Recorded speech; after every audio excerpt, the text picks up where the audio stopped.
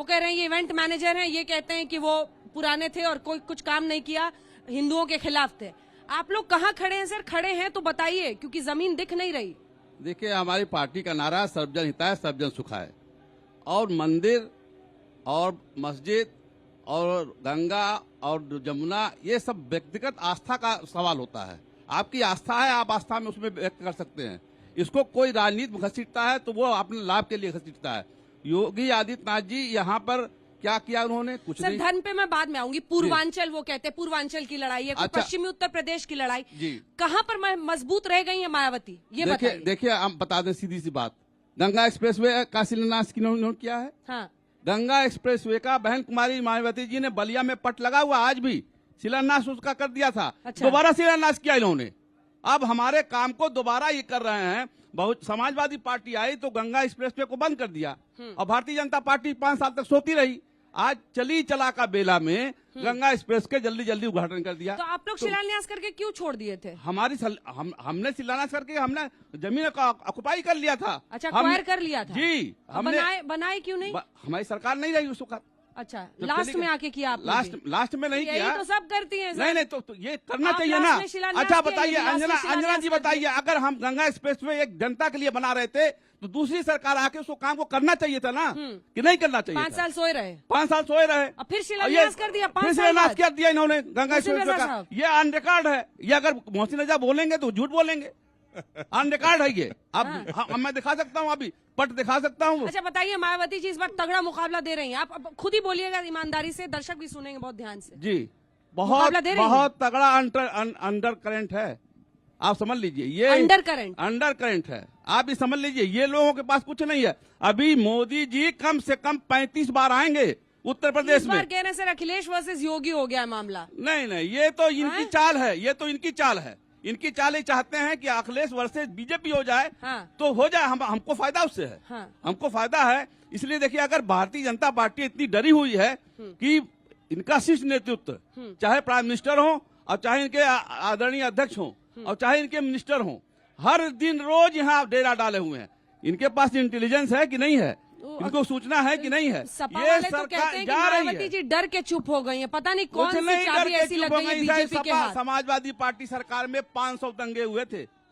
मुजफ्फरनगर कांड हुआ था, आपको याद होगा। 50,000 मुसलमान और हिंदू टेंटों में रह रहे थे, महिलाएं सुरक्षित नहीं थी। जी उसके खिलाफ दिखती थी ना सड़कों पर। आज भी हम कौन है? उनके प्रतिनिधि हर बात पर सड़क पर निकल। आज यहाँ योगी जी बैठे हैं, क्या मोहसिन रजा बैठे हैं? मैं भी बैठा हूँ। मैं मायावती जी की देखिए, मायावती जी आज भी मैदान में है। आज भी मैदान में है। आपको नहीं दिखता है तो मैं क्या कर सकता हूँ साहब? अच्छा है बिल्कुल। हर वक्त हमारे वहाँ तो 70% वोट फाइनल हो चुके हैं। इनके वहाँ वोट बंटने तो दीजिए, अभी टिकट बंटने तो दीजिए।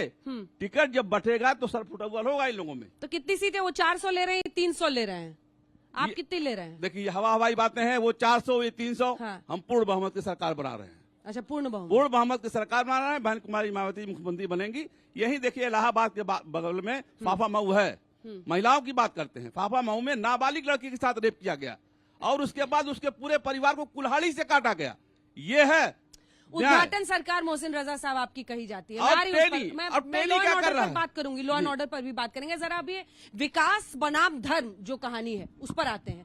ये एक्सप्रेसवे 2100 करोड़ की परियोजनाओं का, कभी उतनी परियोजनाओं का, इतने करोड़ रुपए की परियोजनाओं का, फिर धर्म की नगरी में क्यों मंदिरों की घंटियां बजानी पड़ती हैं? क्यों सहारा लेना पड़ता है? अंजना जी, आज आप खुद देख रही हैं कि उत्तर प्रदेश का परसेप्शन पूरे देश में ही नहीं विदेशों में बदला है।